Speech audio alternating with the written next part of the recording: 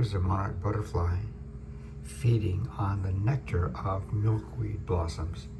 Now, this is a tropical milkweed plant, and it makes so much nectar that when you see it in the morning, there are tiny little droplets, 1 millimeter across, of nectar at the base of each of those little blossoms.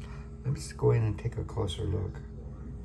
Now, if you look carefully, you'll see this female monarch's proboscis. It's a little suction tube. Can you see it? It's kind of moving around right underneath her antennas. There it is, right there.